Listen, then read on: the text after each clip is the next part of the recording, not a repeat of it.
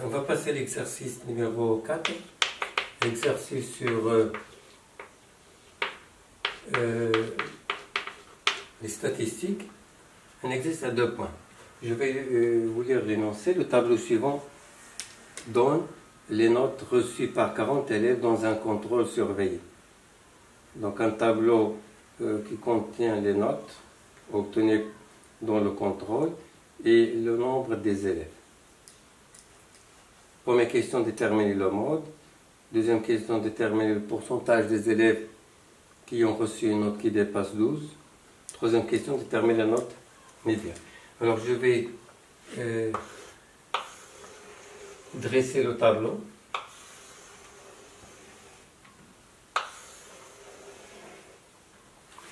Ici, les valeurs du caractère sont les notes.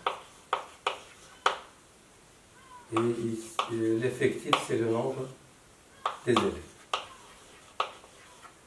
Donc on a les notes 2, la note 4, 6, 8, 9, 10, 11, 13, 14, 16 et 18. 3, 2, 4, 5, 8, 2, 3, 4, 2, 2. La première question, c'est de déterminer le mode de cette série statistique. Alors le mode, c'est quoi? Par définition, c'est la valeur du caractère ayant le plus grand effectif. Donc l'effectif le plus grand parmi ces effectifs, c'est l'effectif 8 de la note 10. Donc le mode, c'est la note 10. Donc on va dire que le mode est la note 10. Entre parenthèses, son effectif 8 est le plus grand.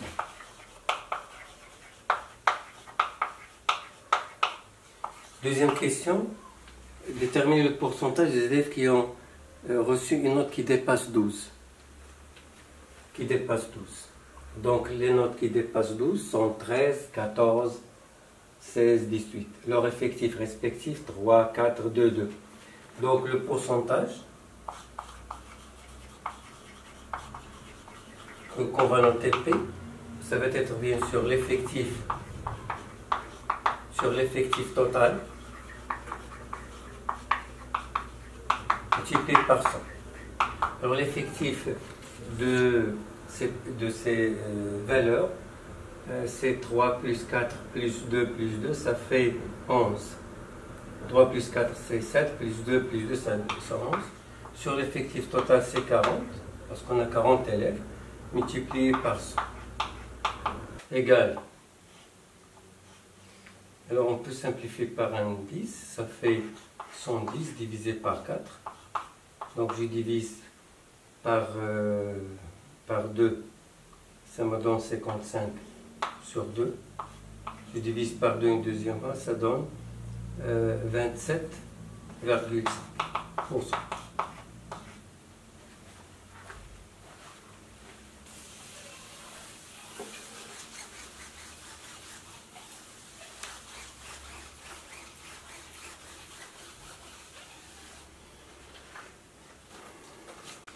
Troisième question, déterminer la note médiane. Alors je rappelle toujours la définition de la valeur médiane. C'est la valeur du caractère qui partage la série, une de séries qui ont le même effectif. Autrement dit, la valeur du caractère dont 50% lui sont supérieurs et 50% lui sont inférieurs. Alors la meilleure méthode pour la déterminer, c'est de calculer les effectifs cumulés. Donc je vais ajouter ici la case des effectifs cumulés.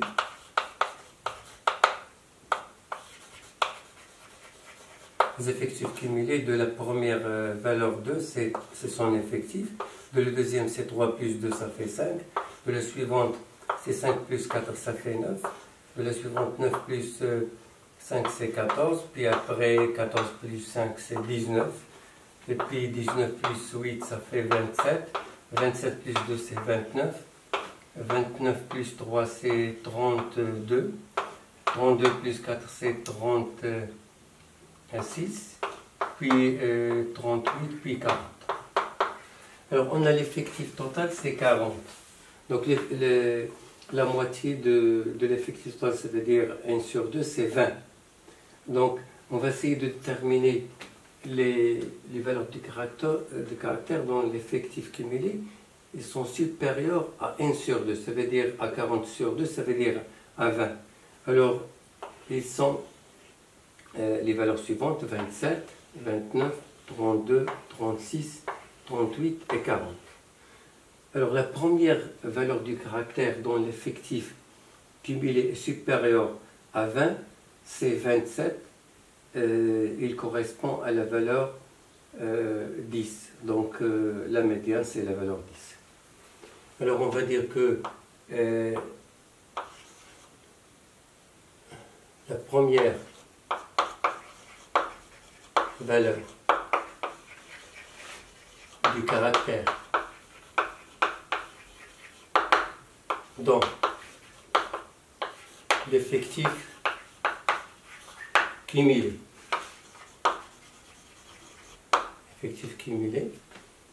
est supérieur ou égal à 1 sur 2, ça veut dire l'effectif total sur 2, ça veut dire 20, est la valeur 10. Donc, la médiane est la valeur 10. L'exercice suivant, c'est sur les translations. Exercice numéro 5.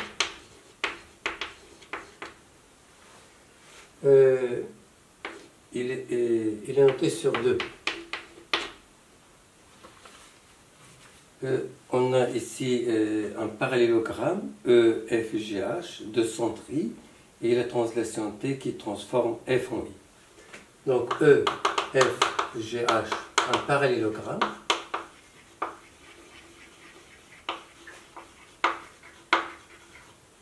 De centre I. Et grand T, la translation qui transforme F. La première question, c'est de déterminer l'image de I par la translation T. Calcul de l'image de I par T. Alors, du moment que la translation transforme F en I, et on veut calculer l'image de I, il faut trouver une relation qui va lier FI avec un autre vecteur. Donc, pour trouver cette relation, on va faire un tout petit schéma tout d'abord de notre parallélogramme EFGH et son centre I, c'est le centre des deux segments EG et FH. Donc si on veut trouver une relation qui va lier FI et I en notre point, bien sûr ça se voit que I est le centre du segment FH. Alors, la relation vectorielle qu'on peut exprimer, c'est que FI est égal à IH. On a la translation transforme F en I. Donc, on peut dire que I, qui est égal à FI, le vecteur de la translation.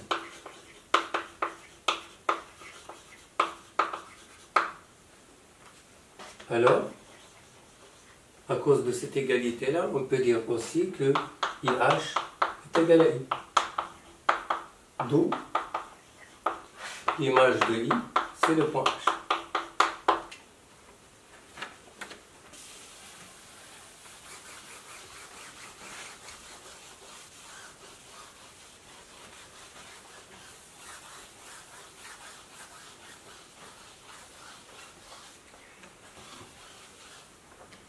La deuxième question, soit qu'a l'image de E par la translation T, quelle est l'image du triangle FEI par la translation T. Donc, deuxième question, on a K, l'image de E par T, et de E et K. Première question.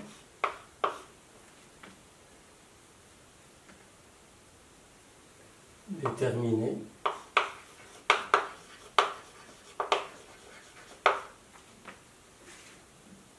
l'image du triangle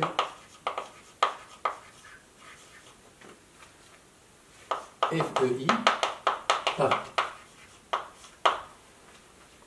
Alors pour déterminer l'image d'un triangle FEI, il faut connaître les images de chacun de ces sommets. Donc dans la première question, on avait deux images. On avait l'image de FCI, parce que la translation est définie par le fait qu'il transforme F en I, donc on a l'image de FCI.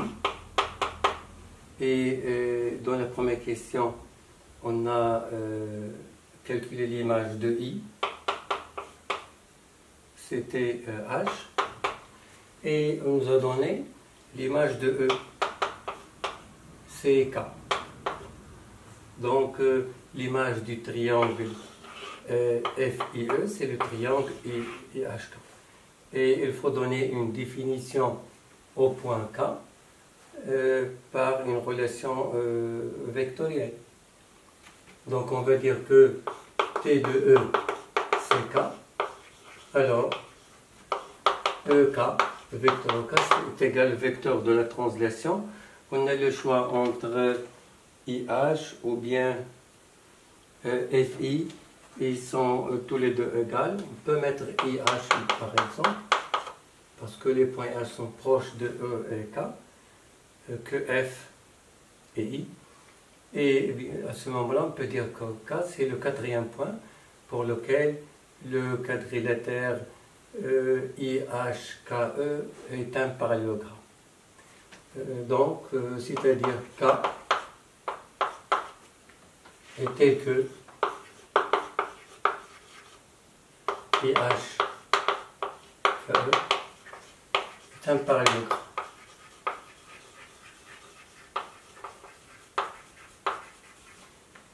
Ainsi, on peut dire que l'image de F est I, l'image de I est H, et l'image de E c'est K. Donc, l'image du triangle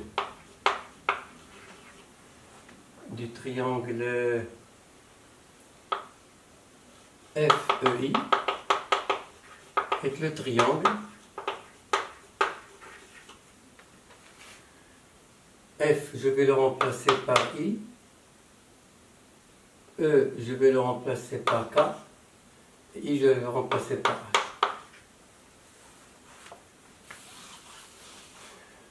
Petit b, représentation de cette image, c'est-à-dire du triangle IK. Alors pour le représenter, je vais essayer de le représenter sur une feuille, c'est mieux. Alors je vais représenter tout d'abord le parallélogramme EFGH. Je vais prendre par exemple F est égal à 8 cm. Ici de la même façon.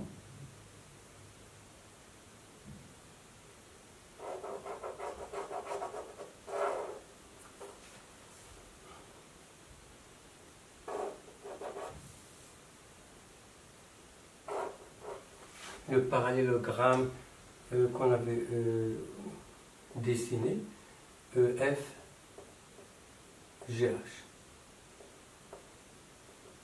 le point I, le centre du parallélogramme.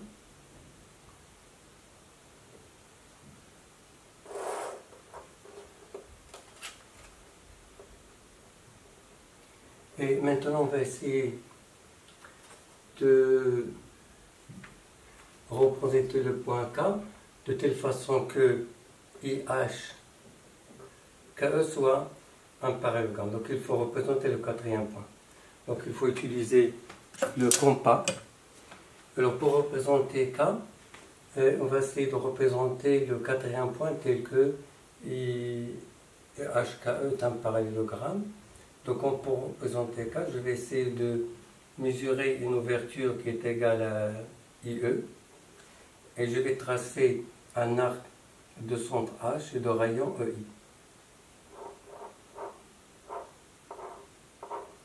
Une autre ouverture de distance IH. Et je vais tracer un arc de centre E de distance IH. Alors l'intersection de ces deux arcs, il me donne le quatrième point du parallélogramme, qui est le point K.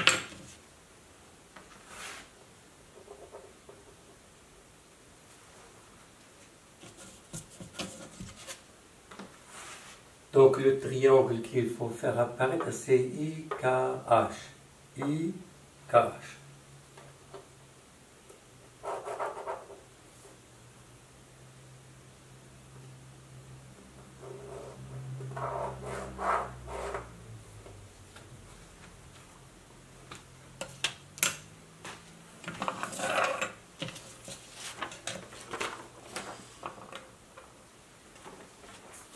On va passer l'exercice 6, c'est sur la géométrie dans l'espace.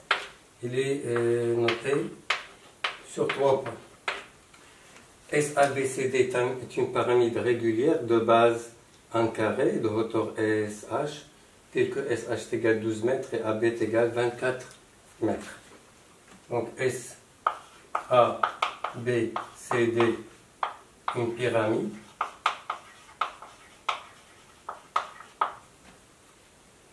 Régulière de base 1 carré ABC.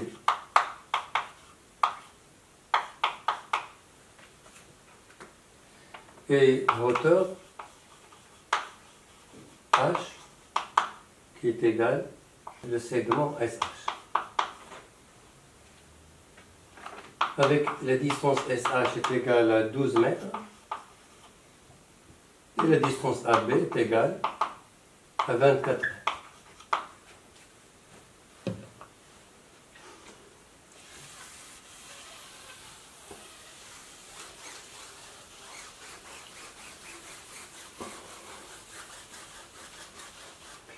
Alors dans l'énoncé, on a un schéma .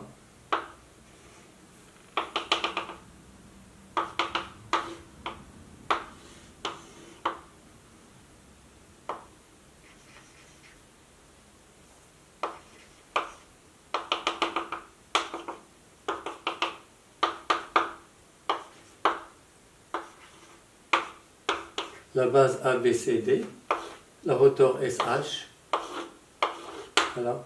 Et la projection de S sur le plan, c'est le point H qui est le milieu du carré ABCD. La première question, c'est de calculer la distance de AC, la distance AC. Alors ici, je vais faire un schéma auxiliaire, le rectangle ABCD. Voilà. Alors pour déterminer la distance AC, bien sûr, on utilise Pythagore.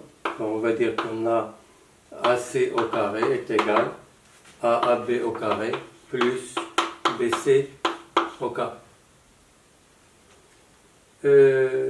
C'est-à-dire AC au carré est égal à B, c'est 24 au carré, plus BC, c'est de la même façon 24 au carré.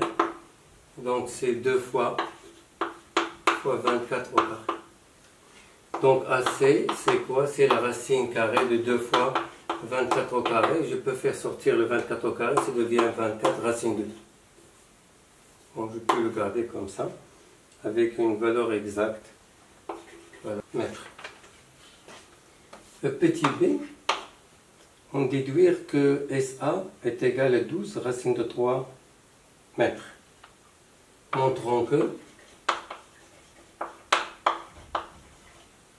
SA est égal à 12 racine de 3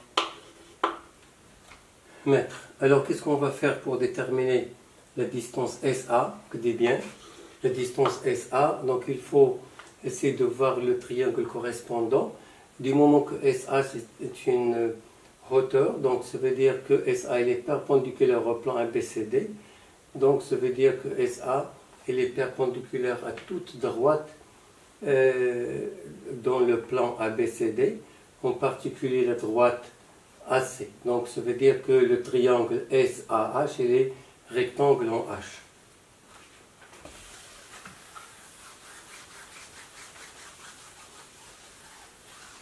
Donc on va dire que on a SH est perpendiculaire au plan ABCD et AH est inclus dans le plan ABCD.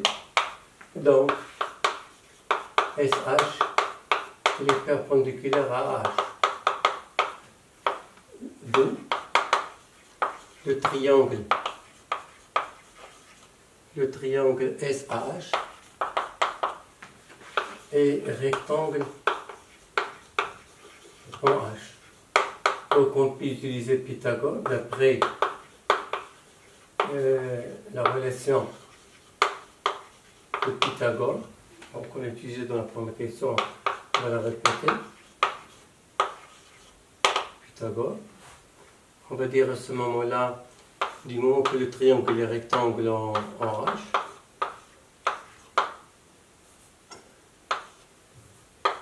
on va dire que SA au carré est égal à H au carré plus SH au carré.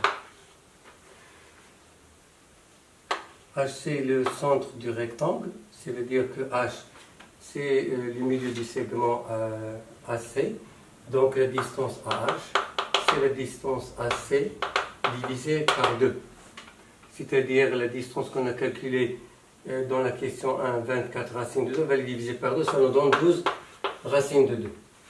Donc on va continuer ce calcul. AH au carré, ça nous donne 12 racines de 2 au carré. On va lui ajouter SH qui est égal à 12, donc 12 au carré. Alors ce terme va nous donner 12 au carré, c'est 144 multiplié par 2. 12 au carré, c'est 144. Donc ça fait 3 fois 144. Par passage à la racine, on va voir la racine de 3 fois 144. On va partager cette racine en deux. C'est racine de 3 fois racine de 144, qui est égale à 12 racine de 3.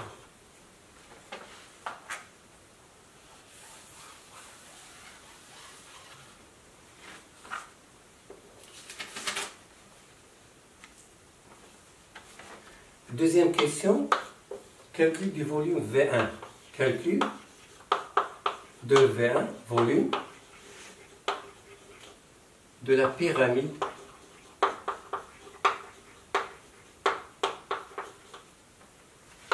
SA, B, C, D en mètres cubes. Alors V1 c'est quoi? C'est un tiers de la hauteur H fois la base. La hauteur pour nous c'est H.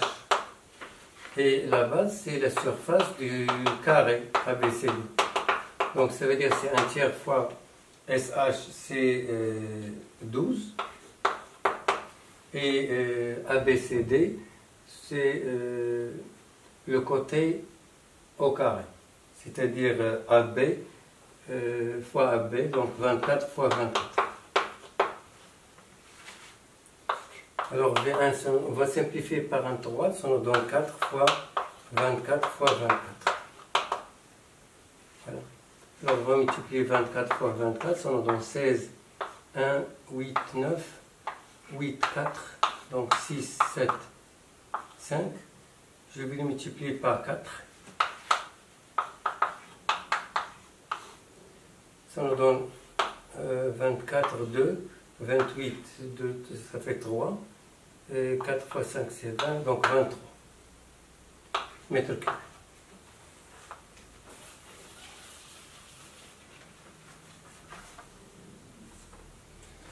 Troisièmement, on a réalisé une conception de cette pyramide avec une échelle de E est égal à 1 sur 20.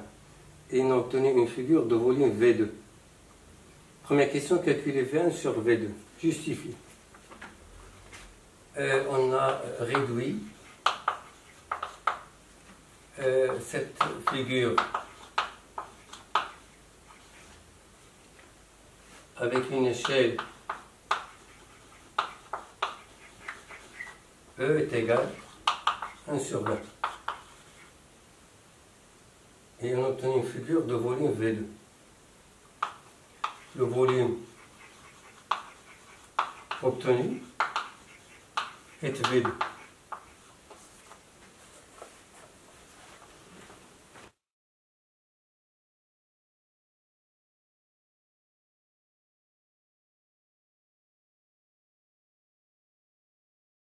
Alors pour trouver la relation entre V1 et V2 avec cette échelle qu'on a ici, on va faire une correspondance entre V1 et V2. C'est-à-dire que pour V1, on va lui associer 20 et V2, on va lui associer le nombre 1. En utilisant la règle de 3, on peut trouver la relation entre V1 et V2. Ça veut dire V2 par exemple, V2 est égal à V1 fois 1 divisé par 20. Ça veut dire que V2 est égal à l'échelle, c'est-à-dire E fois V1.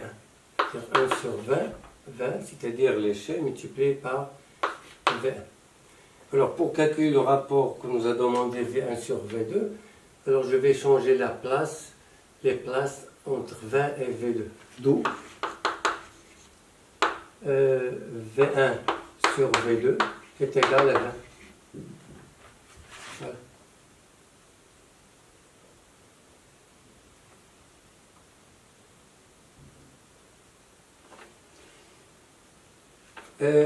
Deuxième question petit b, calcul de V2 en décimètres cubes. Alors d'après la relation qu'on a établie entre V1 et V2, que ce soit celle-là ou bien que ce soit celle-là, je vais choisir celle-là, c'est mieux, parce que V1, on connaît sa valeur, c'est 2304, je vais le diviser par 20.